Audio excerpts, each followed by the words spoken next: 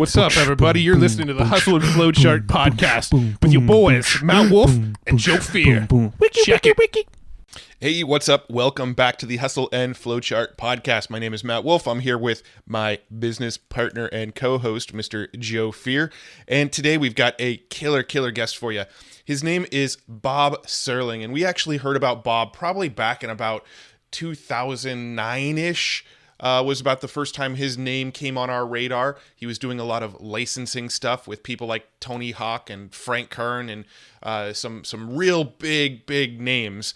And, we got this opportunity to pull him on the podcast and have a chat with him. Joe has actually worked with him on some projects in the past. And when we got this opportunity to have him on the podcast and talk to him, we had to grab this opportunity.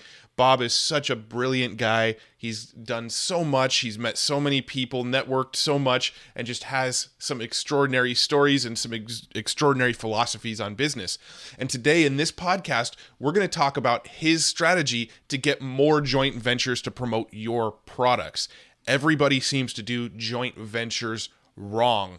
The common wisdom is you go out, you email everybody you know that does affiliate marketing, and you just kind of blanket them all and say, hey, will you promote my stuff, right? Well, Bob has a different strategy. He kind of flips that strategy and has a pretty surefire way to get a lot of people promoting your products. It's a great conversation. Bob is an awesome guy and has some great stories to tell and a great philosophy on networking and building partnerships for your business. So I think you're really going to enjoy this one. You're going to get a lot from it. Bob Serling is amazing. And I'm going to stop kissing his butt now and let's just go ahead and jump right in. All right, Bob. Thanks for coming on the show here with us.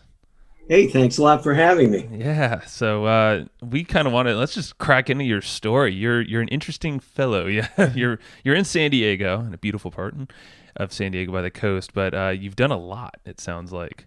Licensing, all sorts of things in the past, joint venture, some inventing, so I guess chat about that a little bit and what you've been up to. Okay, well, I think like most entrepreneurs, I have multiple interests, and so I try to, and I also get bored doing just one thing, so I try to keep busy in a couple of different areas, but they're all interrelated. So, I'm a marketing consultant and I have training programs in marketing. And then separate from that, I have programs that specialize just in the area of joint ventures. And I broker joint ventures for a few clients. And I separate them out because joint ventures are really their own form of marketing. And they're really done wrong by most people. So I focus on helping people getting them right. And then I've always licensed my intellectual property, whether they're marketing campaigns or email campaigns and things. I've licensed them to other consultants and other industries. So I teach licensing of intellectual property. And then what goes along with that is that you can also create and license physical products, which I do. And a lot of people refer to that as inventing, but in the business world, professional inventors are referred to as product developers. But regardless of what you call it, I both do that and I teach it. And so, as you guys know, the thing I'm probably best known for in terms of licensing physical products is a skateboard toy I did that had Tony Hawk's logo and the logos of 6 other really high-end popular skateboard brands. And that sold all over the world. And then the company that manufactured that was bought for like $180 million, nice. Which I got maybe a few pennies, but, and so I'm active in all those different areas. And, I kind of shift my focus from one to the other at different times. But, I think the area though, where I can be of the most help to most entrepreneurs is in that area of joint ventures, just right. Helping people understand how to but set up joint ventures for their business in a way that's really going to get them results instead of a lot of the phony promises that are out there. Awesome. Yeah, no, we're really looking forward to talking about the joint venture stuff in just a second. I actually, just for my own curiosity, I'm curious how you ended up getting hooked up with Tony Hawk. Without going on too much of a tangent here, I don't really want to, shift the call in this direction, but I'm just curious. I can answer it in 2 words or 3 words. 4 words: through a joint venture. I love it. I love it. It was a joint venture, and it was actually pretty easy. We're in San Diego, which is the skateboarding capital of the world. Right.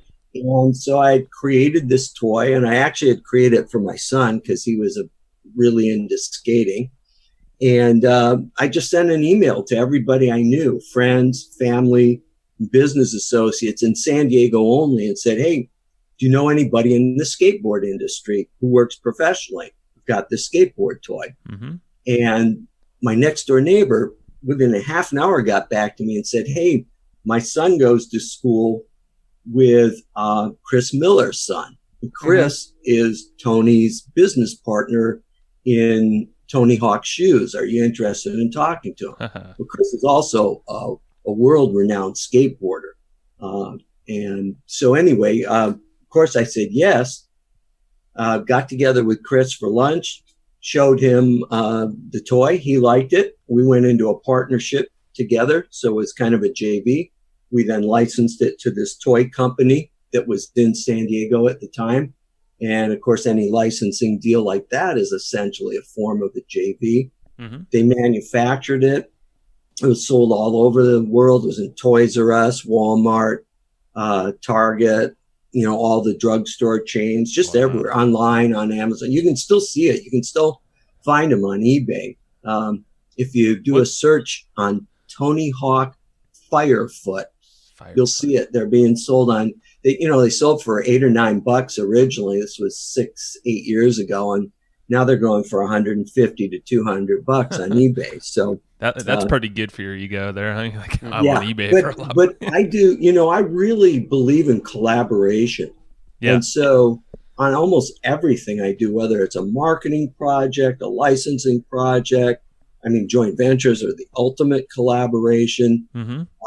Even all the traffic I generate from my site is always in collaboration with other people. So that's kind of the theme that ties everything I do together. Got it. With collaboration. Yeah. So let's get into that then. Let's talk about, because we've done, and I think a lot of folks listening to this have heard of joint venture partnerships. There's obviously millions of types out there. A typical one online for marketers selling digital products is, an affiliate commission, 50% to you, 50 to me, something like that. But obviously you have a lot more creative, you have different types you're working with here. So I guess let's talk about the conventional, or like the known method, compared to kind of what you're doing and why that known method, maybe people are doing it wrong a little bit. Okay. Not as so effective. The known method, to put it very bluntly, the known method stinks. Mm-hmm. It doesn't work for most people. If you've got a list of $250,000 and you $250,000, 250,000 subscribers, and you've been doing a podcast for 2 years and you're really well known, you can go out and get JVs. But if you're the average entrepreneur or business person, and you say, okay, I've got this little list of about 5,000 people and a really great product. I know Matt and Joe have this great podcast, a big list. If I can get them to sell my stuff to their list, I'm going to get rich. I'm going to make as much money this month as I make all year. Yeah. So they approach you. You've never heard of them, right? And you're getting approached by 20, 30 other people that month with the same offer. Why don't you sell my stuff to your list? Mm-hmm. I'll even pay you 60% because, but number one, you don't have the time to check these people out. Nobody does. And number two, there's always a number of disparities in that method. And just to back up for a second, Entrepreneur says 70 to 90% of all joint ventures fail. And most of them fail before they even get out of the starting gate for this reason. You're approaching people where there's always a mismatch. Number one, they don't know you. Number two, there's a huge disparity in list size. And number three, there's no relationship. They have no way of verifying whether you're what you say you are. And then probably the biggest thing is if all those things are true, they have no way of knowing they're going to get paid. So right. Most JVs just never happen because of those reasons. That makes sense. Yeah, because the best joint ventures we've done are usually people that we know and trust. They're our buddies in business. They're people that we know. We have some kind of mutual relationship. Even if their list size is larger, we can figure out a way to kind of trust each other to get even things out of it at least. Yeah. I mean, right now you're speaking our language because we get that all the time. I mean, I don't know how often I tell our customer support lady to just delete emails from people who ask if we'll promote their next affiliate launch thing, so like it's a daily thing for us. Yeah, absolutely. And it is for just about anybody with a quality list. And for those reasons, JVs just aren't going to work with that conventional approach. Sure. So I guess let's flip into what you would suggest to do otherwise.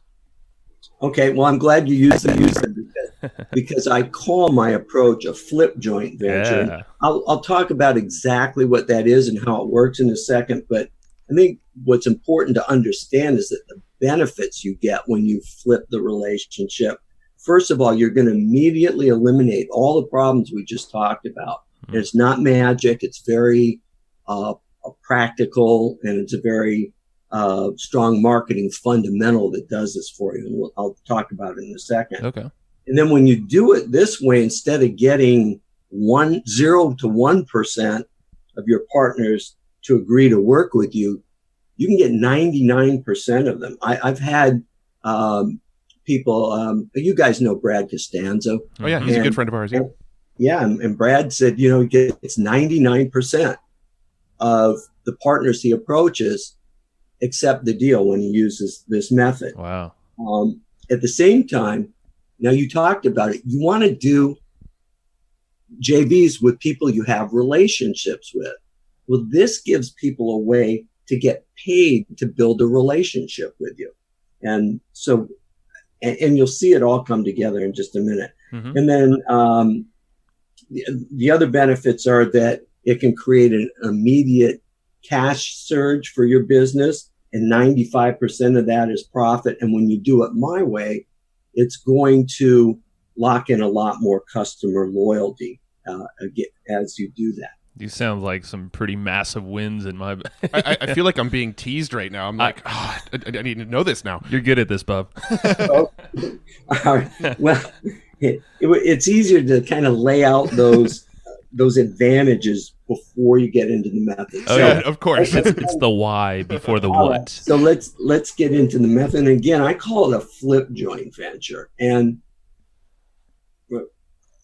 all you have to remember is that most people think of a joint venture as, man, I've got this product, and if I can only get this expert with this 300,000 person list to sell my product, that's it. I'm set. Mm-hmm. I'll build a big list. I'll make a lot of sales. I'll become well known, and everything will be great from there. But it doesn't happen. So what I recommend that people do is they flip that relationship. And the way you do that is that you offer to sell the partner's product. So if I'm Bob, nobody knows me, and I want Matt and Joe to sell my product, what I'm going to do is I'm going to approach you guys, and I'm going to offer to sell your product first without any request for a reciprocal mailing. So I'm going to say, hey, you guys, I'm Bob. You don't know me. I've got this small mailing list, but it's really responsive. I'd like to sell your Evergreen Profits Masterclass to my list. Is that all right with you? Mm-hmm. Totally. Okay. Do it. Yeah, totally. Exactly. So almost everybody's going to say yes. Now you're beginning to establish a relationship. Yep. And then I'll show you how you flip that relationship in just a minute. But what you're doing is you're providing value for that partner first before you ever ask them to promote anything for you. which is completely uncommon in the whole JV space. Right now, are you doing this as an affiliate, or are you just saying I'm promoting your product, I don't want anything in return? No, you want to do it as an affiliate because you want Okay. to get paid while you do it. Sure. Just thought I'd clarify. Yeah, well, but that's that's a great point, and thanks for that. But not only are you building a relationship with these experts who you'd like to eventually promote your product, but you're getting paid to build your relationship with them. Right. I love it. So when you start by offering someone else's product to your list this way, it flips the equation entirely. Again, you're being of service to them first before you ever ask them to do anything for you.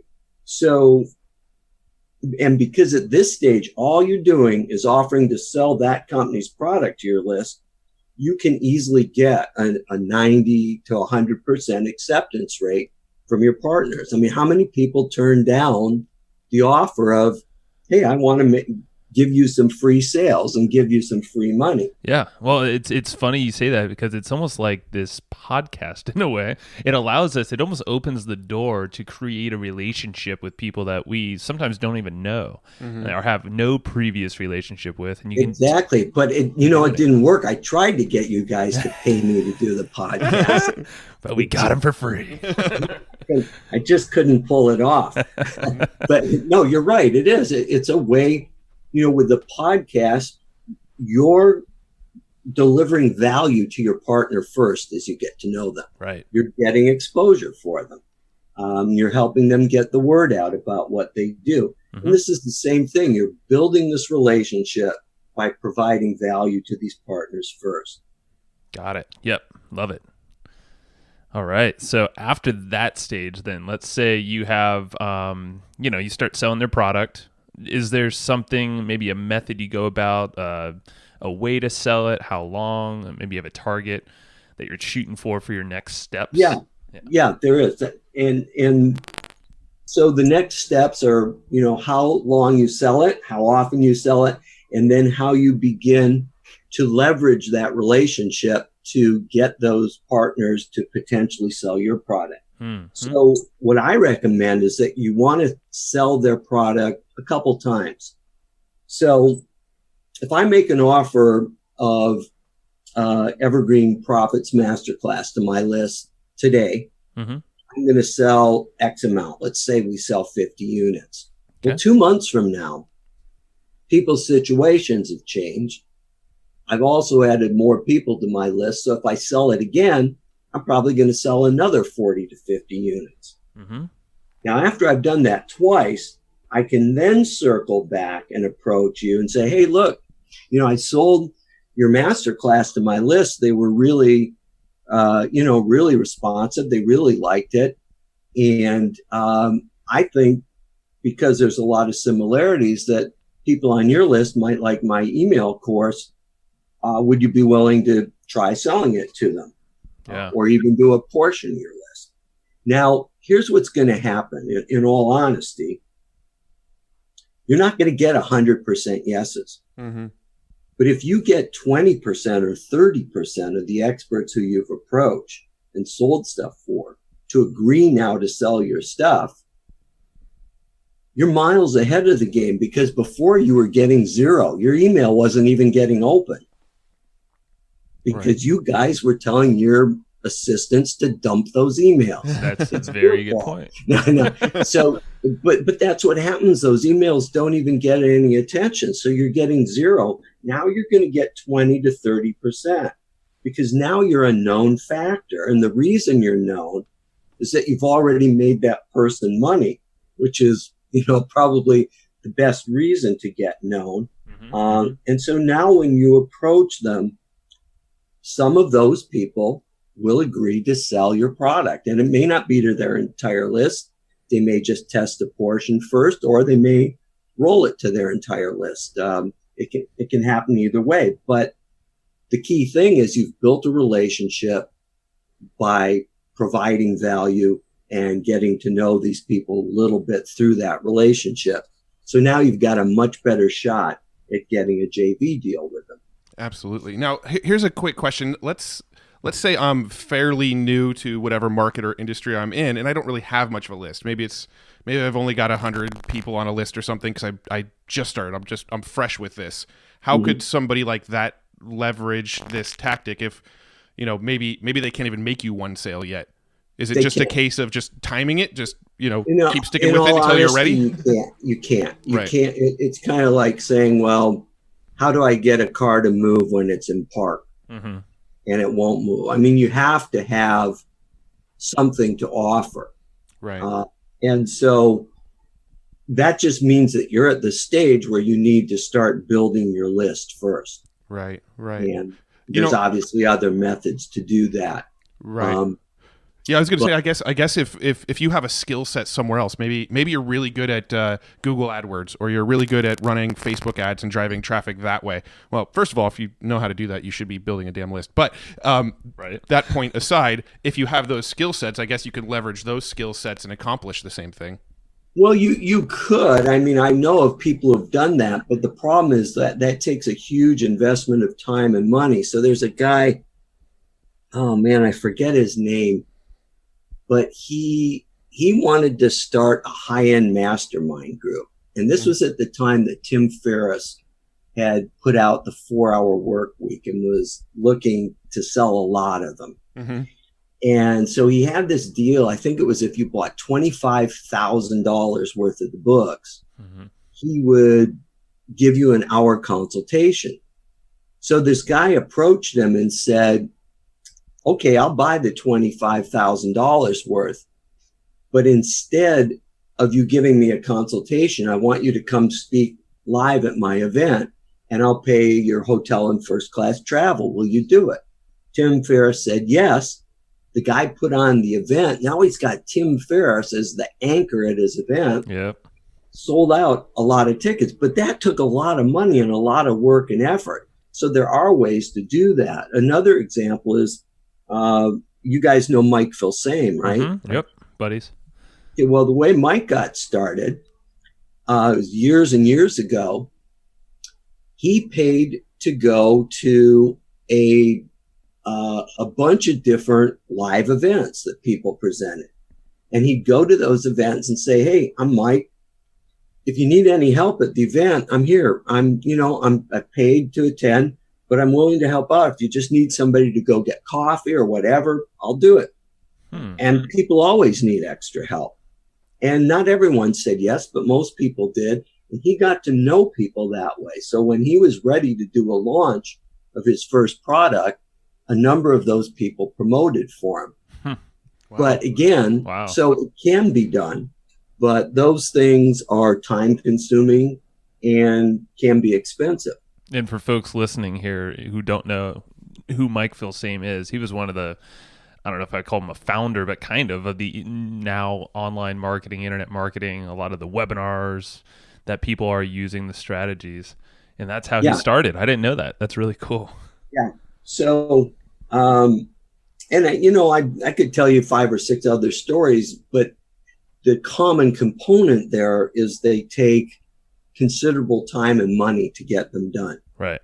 So, you have to weigh whether it's worth it to you to do that or just to build a list the conventional way through various traffic methods. And then once your list gets to, I'd say 3,000 to 5,000, then you can start approaching partners about selling their products or services for them to begin to build those relationships.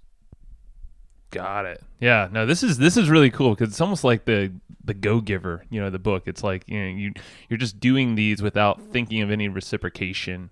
You're just kind of putting it out there. You're creating this network now, and you're getting talked about. I'm sure the word of mouth spreads pretty well too. Well, it's interesting because I think Joe and I actually have similar. I'm just kind of thinking back to when we first got started in this business, or roughly around 2007-ish. We actually started in a similar manner. I think, Joe, weren't you going and basically you knew how to make videos? Mm-hmm. You went and you reached out to people and said, hey, can I make this video for you for free? No strings attached. Right. I just want to help some people out because I'm trying to learn the industry. Mm-hmm. And I did the same thing with installing WordPress blogs for people. So just kind of thinking back, it wasn't a methodical method back when we did it. We weren't that wasn't our end goal with it. We were just trying to help and learn the industry a little bit. But, thinking back to how we got started in what we do now, that kind of is what we did. Right. Yeah. So you were being of service to somebody first. Right. And I think that's key. If you just keep that in mind, that's really, the takeaway here for mine. And it's really cool because if you don't have your own products to sell, this is an opportunity to do that. Obviously, you should create a product so they can then turn around and promote you eventually. Right, absolutely. But it's also a great way to test out the kind of products to create and sell. Exactly. Yeah. If you're selling the products of, say, 6-8 different people, and you find that one or two of those really resonates with your list, well, guess what? You create a product in that category. Yeah, absolutely. Now, before we were chatting, before we actually hit record on this, you were mentioning that your methods can actually create a higher level of customer loyalty. Can you explain what you mean by that when you say this stuff creates a higher level of customer loyalty? Sure. Customers who buy an item always have interest in other items. So when you start recommending things and other companies things to your list that they would be buying anyway, you're then being of service to your customers because you're saying, I did the research on this, and this is the best program for creating your own videos. There's probably, 40,000, literally 40,000 pieces of software for creating videos. The one we found is the best and the easiest, whether you're a beginner or you're much more advanced. And we've gotten you a discount for it. Your customers really appreciate you for that, because that type of research takes them a lot of time, and there's a lot of hit and miss. They buy a lot of products that are being promoted as being the next great thing, and they're barely out of beta test and they don't work really well. And so if you're doing a good job of carefully choosing what you offer to your list, each time you sell them something that adds more value to them by making their life better or easier, you're locking in more loyalty with them over and over and over again. I guess that's the key, is making that person, the partner's life, and the customers too, better and easier. And that's really what you're trying to achieve. Once you do that, you're gaining their trust, and then all doors open from there. Yeah, I feel like we've had a lot of resistance in the past teaching people that they should promote products as an affiliate on top of what they're already doing, because it's a great additional revenue stream. But for whatever reason, there's been a lot of resistance. I think there's sort of, people think there's shady elements of affiliate marketing, or they're a little worried about it, probably because of what you're saying. A lot of people just go out there and say, hey, this is the next great product. This is the next great product. This is the next great product. And somebody's like, well, you just promoted 3 separate video products that all do the same thing. Which one's the best great product? But if you're doing affiliate marketing, the key is that you have to be very selective about what you offer your list, and you have to do the diligence of checking it out. Right. The worst thing you can do is start selling junk to your list, because nobody likes to be taken advantage of. Right. So if you always keep in mind, hang on just one quick second. Sure. And Matt, it kind of sounds so. Sorry, because I'm the consummate professional, I had to interrupt this to open the door and let the dog out. Hey, that's fine. Big time expert stuff here. So, if you keep in mind the whole concept again of being of service to your customers, and only sell them things that you would buy or that you have bought or tested, then you can't go wrong. If you sell them junk, you're just going to flop. That's right. And you deserve to. Yeah, and then that's exactly how we promote things now. And we only do promote maybe 3 things at one time. We kind of do it for a long period of time too, but it's all usually software or very select products or trainings that we've all used, or both of us have here used in our business all the time. So we can totally get behind them. And that's how we've made the biggest impacts. Yeah. The most money. So, so I'm just thinking, okay, I mean, there's so many industries and ways you can do this. So not only just selling products online, like you said, you did this with Tony Hawk. This is how you you approach that, and that seems like kind of a different scenario. You had a product of your own.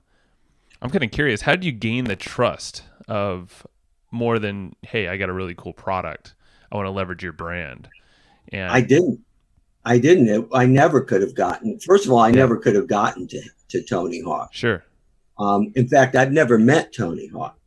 Mm-hmm. So remember, my relationship was through Tony's business partner, Right. Chris Miller. And so Chris had that leverage, and Chris was the one who vouched for the toy. Yeah. The way I got to Chris was through a neighbor who knew him.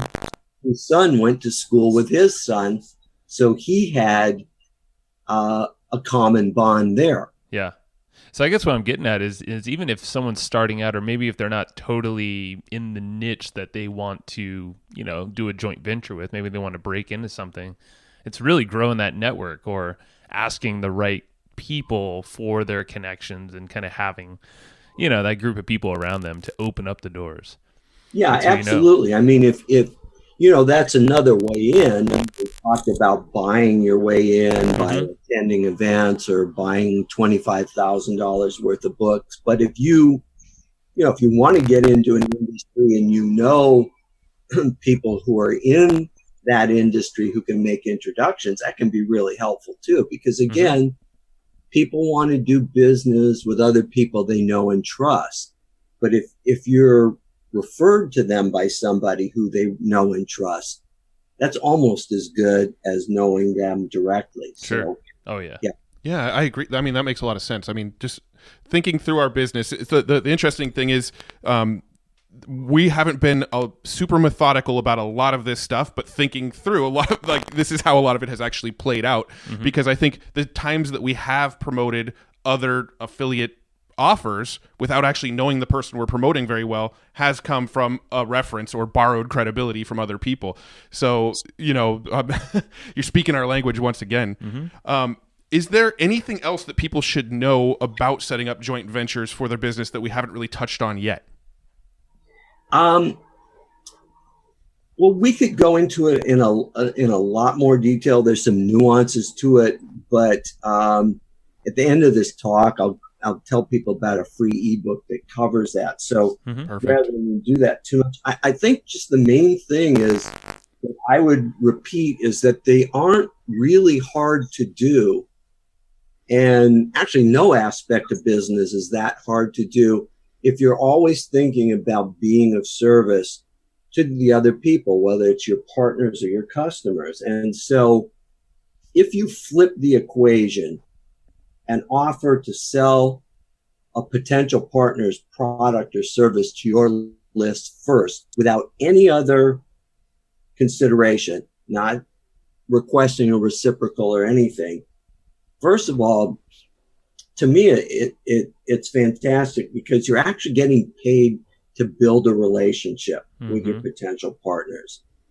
The other thing is everything you're getting paid is profit because you're not taking any orders. You're not shipping stuff. You're not doing customer service. You're not dealing with returns. You're just getting your share of the profits once the sales are done. Right. So there's zero overhead to you. And with your own list, what you'll start to see is when you make these types of offers, that there's kind of a core group of people who buy a lot of them. And those are eager repeat customers who you can start marketing more of your own products and services to, or survey and find out what else they want so you can more effectively pick things to sell them. And now you've got people, you're building that loyalty with people who will buy from you again and again. Yeah. So to me, the benefits of doing it this way in what I call a flip joint venture, there's so many benefits that I don't see why anybody would even consider using the conventional approach anymore.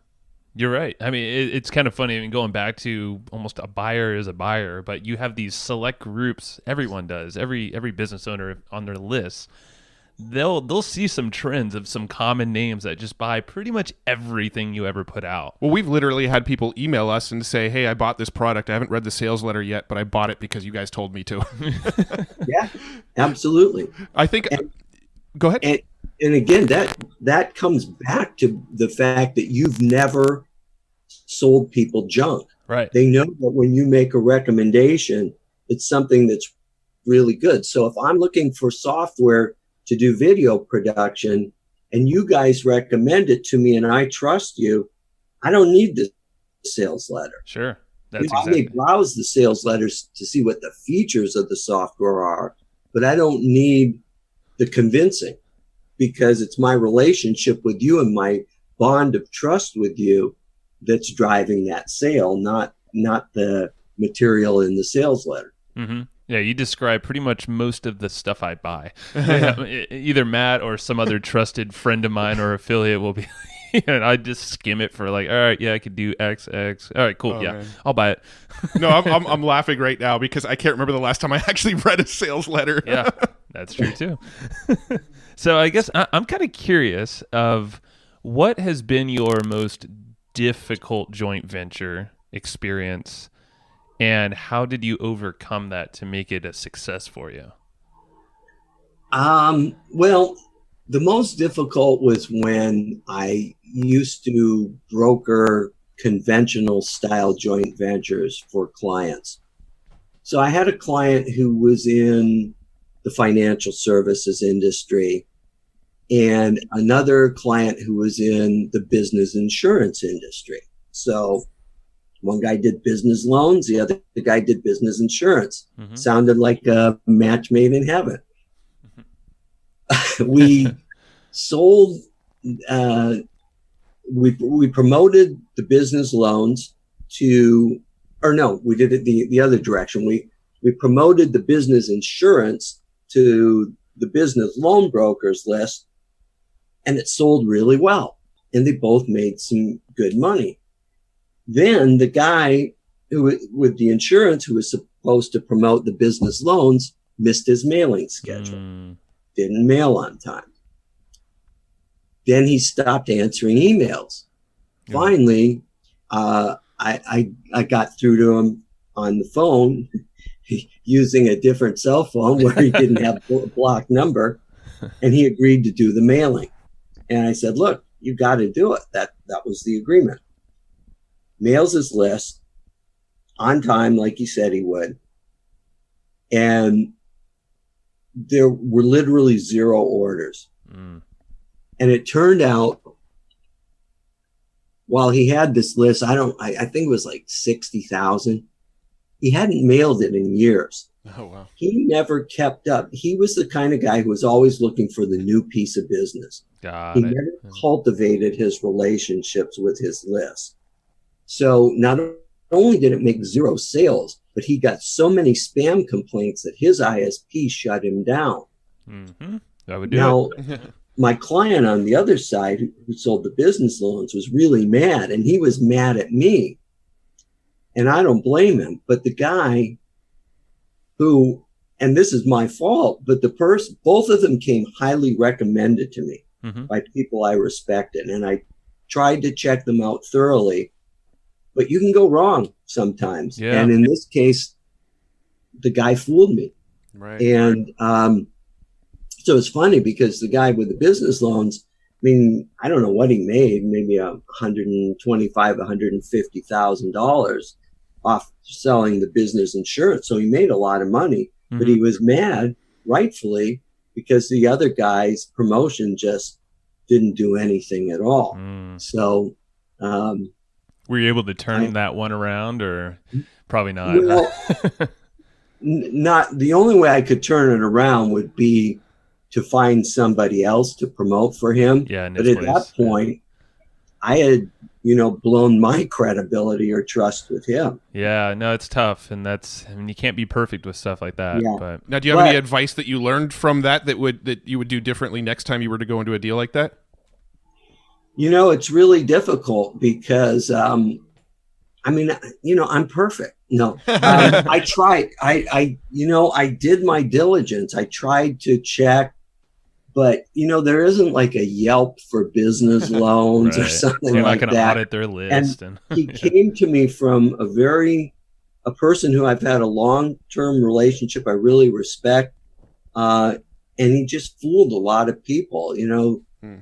Occasionally there's a crook out there who's going to fool a lot of people. yeah. But I can say in all the years I've been doing JVs, I've done hundreds of them, and only 2 have gone bad, and that was one of them. And I guess that's the thing, is that shouldn't scare, and I didn't want to ask that question to scare people away, but just to look out and keep their radars open for that, and a lookout for any issues that could bubble up. And really, that's kind of a different scenario. That was a scenario where you were acting sort of in a broker role, where you were trying to connect one person with somebody else. And a lot of what we talked about on this episode was how you can just purely be of service to somebody else, so that in the future you could capitalize on that relationship. Yeah, exactly. Yeah, absolutely. Cool. Really, and this is kind of a side topic, because I think we covered quite a bit on the JV side. I've seen you in Success Magazine often, and I was just curious, and this is a selfish question, how'd you get to that role, or how'd you get that opportunity to write for a publication like that? Through a collaboration. Everything I do is collaborative.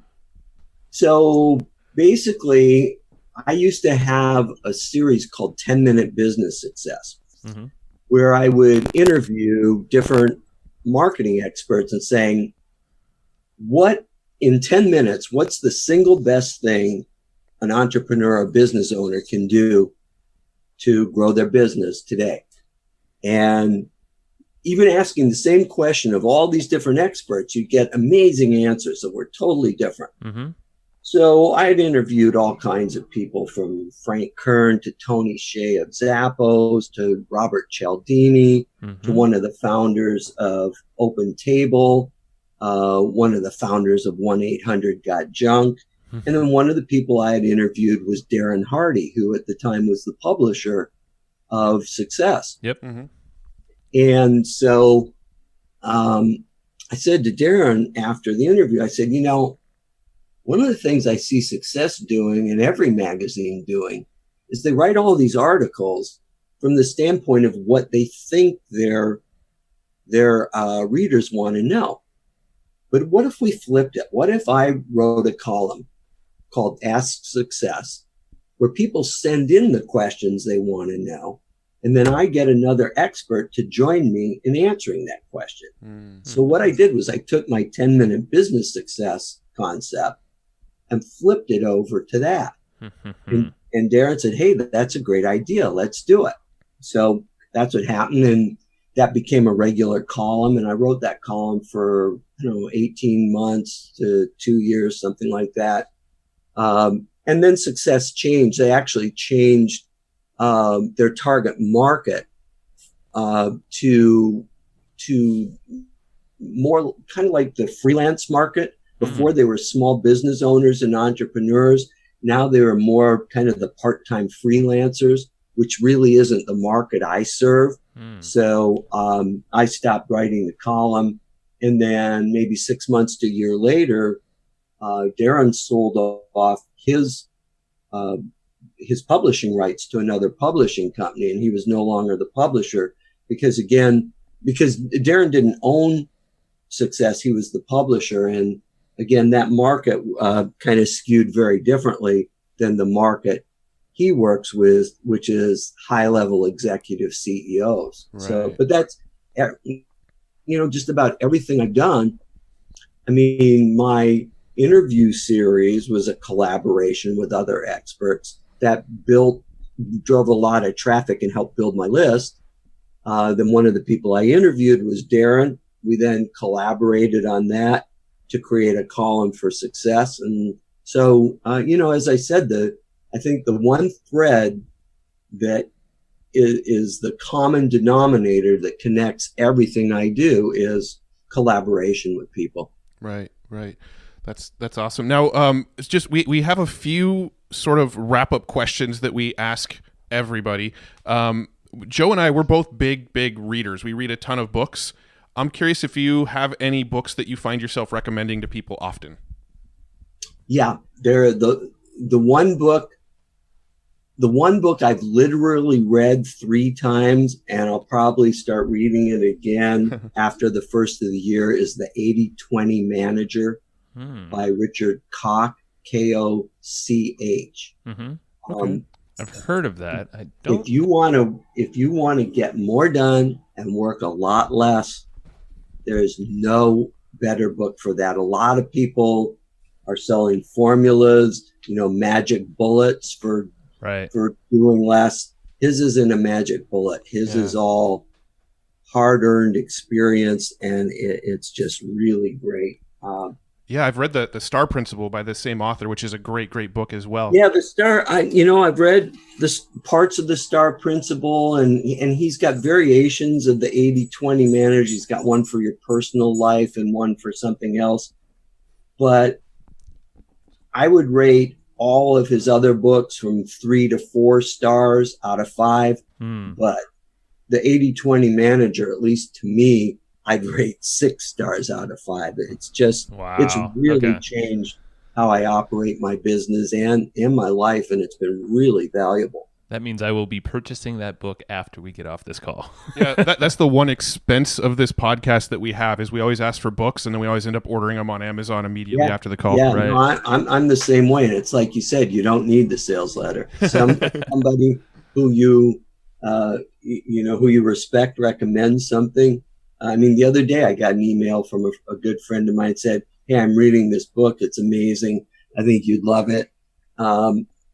And so he sent me a link to get the free Kindle version, but it's like 460 pages, and I can't do 460 pages in Kindle. So I just jumped over and for $20 or whatever, bought the hard copy. Yeah, and flip through and kind of go through it faster. I hear you. I'm the same way. Well, yeah, I mean, I like to mark it up and make notes and stuff. And, a small ebook, I'm great with a Kindle, but a 460-page book, I want a physical copy. I hear you. Same way. Well, let's, I guess the very last question, we want to point people to that ebook that you mentioned and wherever else to find more information about you. Sure. So if people go to the homepage of my website, which is profitalchemy.com, right there, the whole homepage is dedicated to my free ebook called The New Rules of Joint Ventures. And it's a 14-point checklist for setting up JVs for your business the way we just talked about today. And so it lays it out. It makes it real easy because the checklist just steps it out. So you don't have to go, oh, did he say this? Did he say that? It's just laid out there. It's right on the homepage. You can't miss it.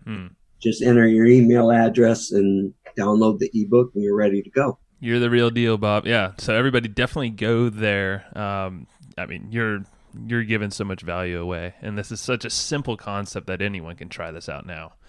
So yeah, I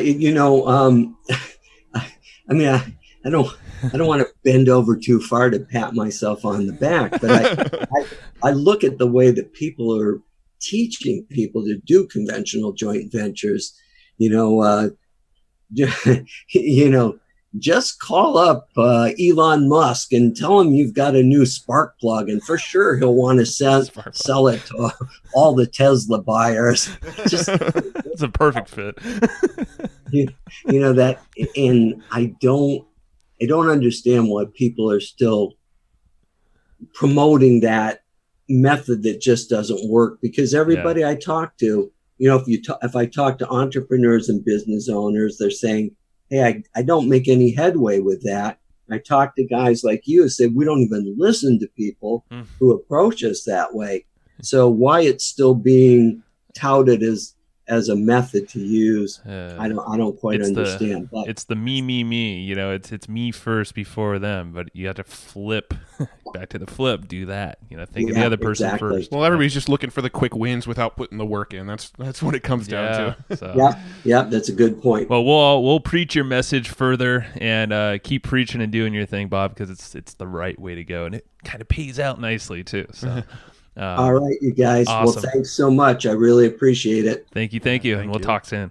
Sure. Hey, thank you for listening to this podcast. Now, if you want to learn more and hear from us every single month, which a lot of people do, it's pretty fun. We actually write this thing called the Evergreen Profits Letter, and that is a printed newsletter that we actually send to hundreds of people every single month to your doorstep. So you actually get it in the mail. You can read this sucker. You can highlight it. You can dog ear. You can scratch some stuff out if you don't like that one. You say, no, Joe and Matt, that's not cool for me. But you can take a lot of different strategies, about 15 or so from every single issue, and it's really cool. So basically, these are actionable strategies that you can use in your business right away to test out and pretty much build on what you already have going on. So check it out. It's at www.egpletter.com. It's pretty amazing. And yeah, you should go check it out. See what it's all about. Boom.